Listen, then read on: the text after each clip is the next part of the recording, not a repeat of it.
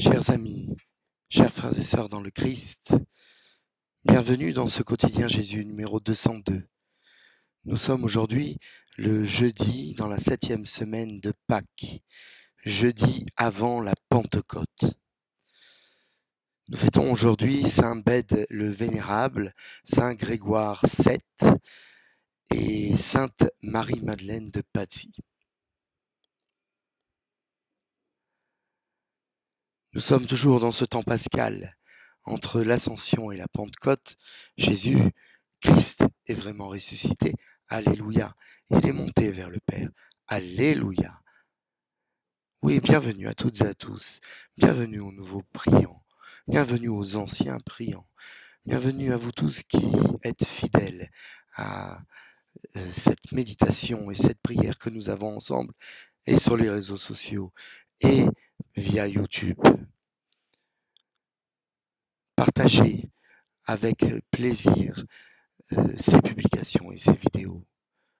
Nous sommes réunis au nom du Père, du Fils et du Saint-Esprit. Amen.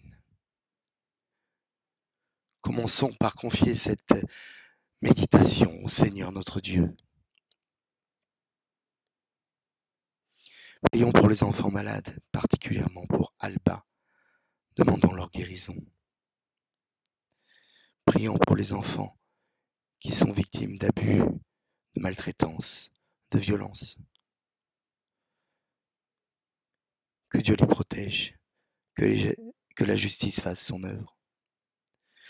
Prions pour cette fillette de Trappes, de 6 ans, percutée et morte par une voiture. Prions pour sa famille. Prions pour ses proches. Prions pour son école. Prions pour ses petits camarades.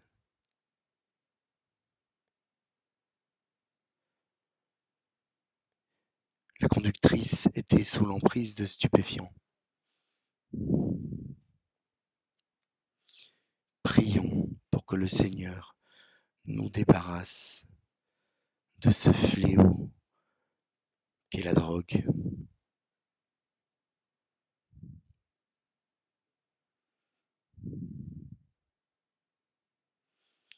Pardonne-nous, Seigneur. Pardonne-nous. Pardonne-nous parce que nous ne sommes pas assez vigilants. Pardonne-nous, Seigneur, parce que nous succombons à la drogue, aux dépendances.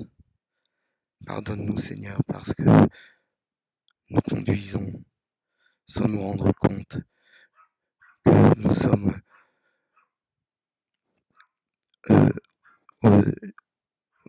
pilotes d'un potentiel meurtrier qu'est la voiture, ou la moto, ou les camions, ou le train. Oui, pardonne-nous, Seigneur, nous t'espérons et t'obéissons, car tu es bon, éternel et ton amour en toi, rien n'est impossible. Seigneur, prends pitié. Ô Christ, prends pitié. Seigneur, prends pitié. Saint Bède le Vénérable, moine, prêtre et docteur de l'Église, Saint Grégoire VII, moine bénédictin et 155e pape, et Sainte Marie-Madeleine de Patsy, Vierge, carmélite, priez pour nous qui avons recours à vous.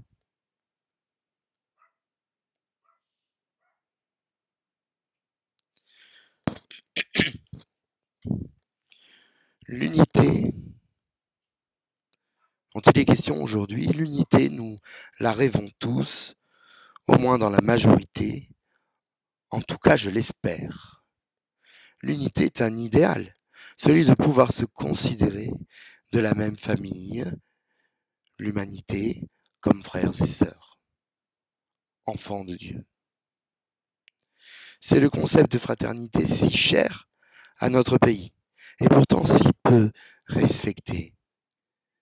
Le Seigneur Dieu est l'unité même, car il est unique et un, il est seul, il est le principe de toutes les choses. Nous ne sommes pas le Seigneur, et nous sommes soumis au péché, nous qui sommes libres. Le péché procède du diable, et le propre du diable, c'est la division. Ne dit-on pas diviser pour mieux régner? Le diable, qui ne possède aucun pouvoir, qui est vaincu, mais qui néanmoins cherche à garder son emprise, utilise cette division pour nous corrompre, car seul, on est beaucoup plus vulnérable. Le Seigneur, quant à lui, est le souverain suprême, le roi de l'univers. Il n'a besoin de rien, car la toute-puissance est en son sein et que rien ne peut l'en amputer. Il faut avancer vers l'unité, c'est un impératif.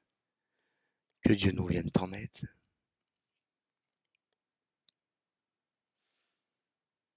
Dans la liturgie d'aujourd'hui, nous lisons dans les Actes des Apôtres ce moment où Paul est face au Conseil suprême. Et nous lisons dans l'Évangile de Jésus-Christ selon saint Jean au chapitre 17.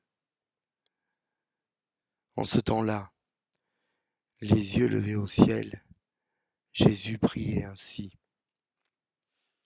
Père saint, je ne prie pas seulement pour ceux qui sont là, mais encore pour ceux qui, grâce à leur parole, croiront en moi.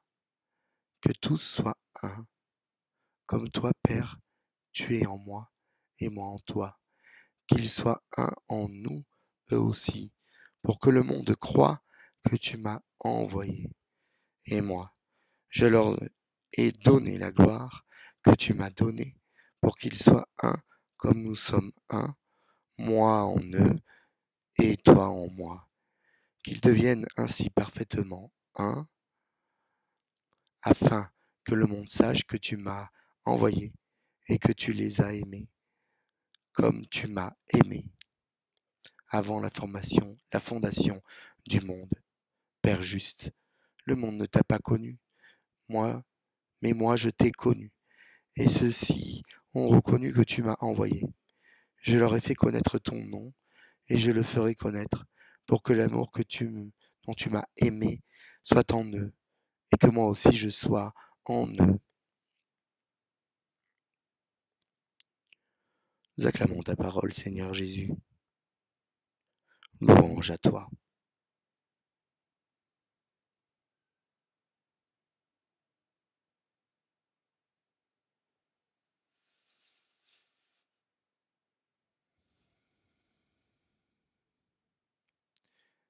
Vivre dans l'unité de Dieu. Lorsque l'apôtre Paul est arrêté à Jérusalem, il est confronté au Conseil suprême. Le commandant romain signifie sa distance avec ce qui est reproché à Paul en demandant à ceux qui l'accusent de quoi il l'accuse, ce qui est loin d'être évident. Il affirme être un pharisien, de famille pharisienne. Les pharisiens sont présentés dans les évangiles comme les contradicteurs de notre Seigneur Jésus-Christ. Ce sont des juifs fervents et lettrés, instruits des Écritures, auxquels on prête parfois un caractère puritain et très conservateur quant à la loi. Ils ont un rôle politique important. Néanmoins, il serait faux de les catégoriser si drastiquement, tant les pharisiens sont multiples, comme Nicodème qui a parlé longuement avec Jésus, et ceux qui prennent durant la confrontation la défense de Paul. Les pharisiens ne sont pas seuls. Il y a aussi les Sadducéens. C'est un mouvement hébraïque qui s'appuie sur la loi de Moïse seul, de loi de Moïse seul, et ainsi refute ce qui a pu être ajouté par la tradition orale par les pharisiens, comme la résurrection des morts, et donc la vie après la mort, ainsi que l'existence des anges. Ces deux courants, nous le voyons bien, sont dans une grande opposition, et leurs querelles sont telles que le gouverneur est contraint d'exfiltrer Paul de peur qu'il ne soit tout simplement massacré. Nous entrevoyons, et c'est troublant, une proximité entre les pharisiens et nous-mêmes dans certaines de nos croyances.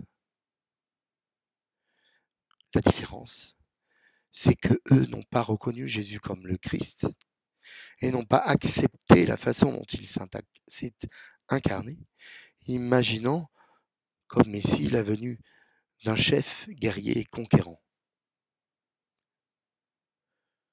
Ceux d'entre eux, et ils furent sans doute nombreux, qui se sont laissés pénétrer par l'Esprit Saint, sont tout simplement devenus chrétiens. Oui, comme les pharisiens, nous croyons à la résurrection des morts, à la vie après la mort, aux anges. Mais nous allons bien plus loin, car ce que nous proclamons, c'est un royaume céleste de paix et d'amour, et la vie éternelle dans la plénitude de Dieu. Nous proclamons le retour du Christ au jour du jugement qui viendra juger les vivants et les morts.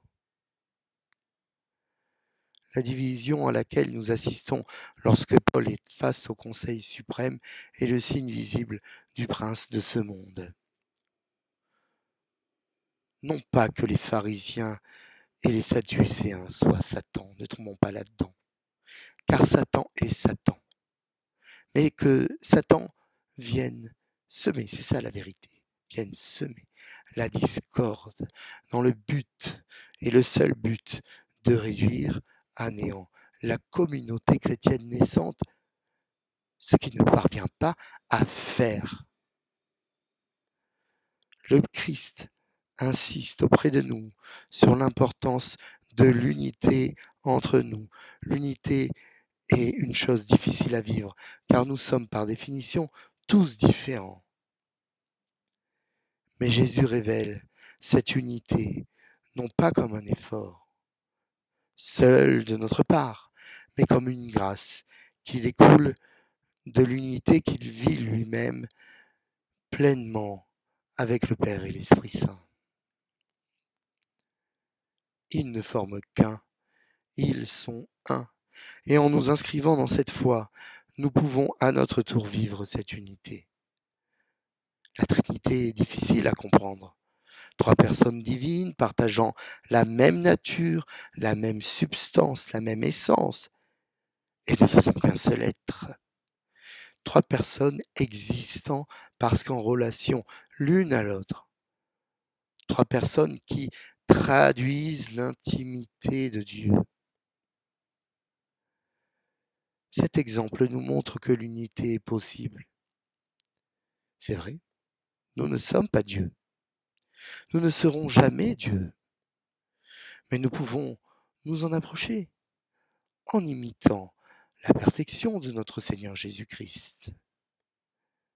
Joseph, notre ami priant et animateur de cette communauté, nous le rappelle chaque dimanche en nous mettant un extrait de cet ouvrage fabuleux qu'est l'imitation de Jésus-Christ.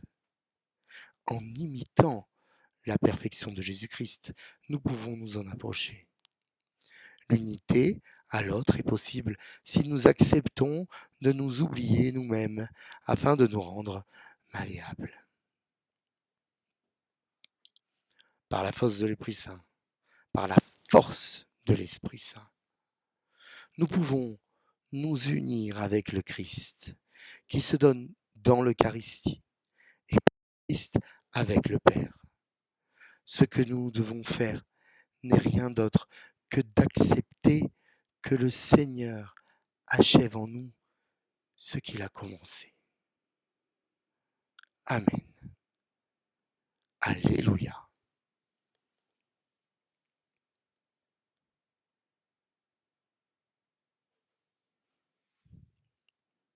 Prions, chers frères et sœurs. Aujourd'hui, dans l'office des lectures, nous pouvons lire un extrait du commentaire de saint Cyril d'Alexandrie sur l'évangile de Jean.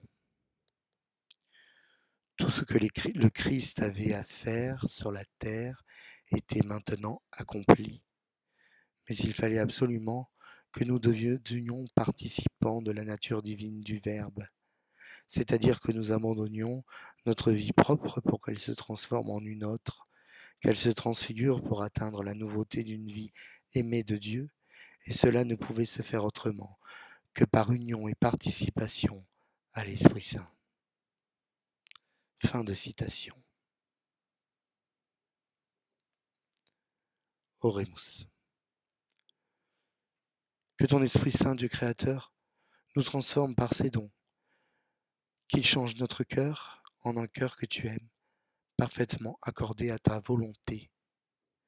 Par Jésus le Christ, notre Seigneur et notre Dieu, qui vit avec toi et le Saint-Esprit, pour les siècles des siècles. Amen. Tournons-nous vers Marie.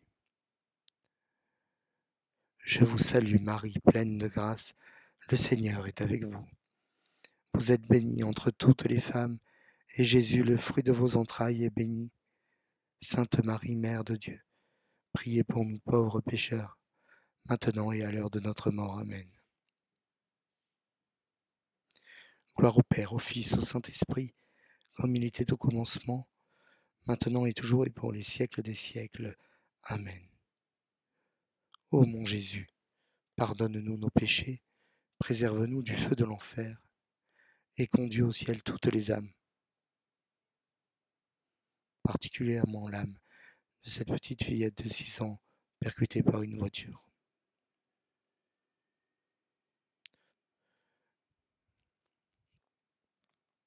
Toutes les âmes, surtout celles qui ont le plus besoin de ta divine miséricorde.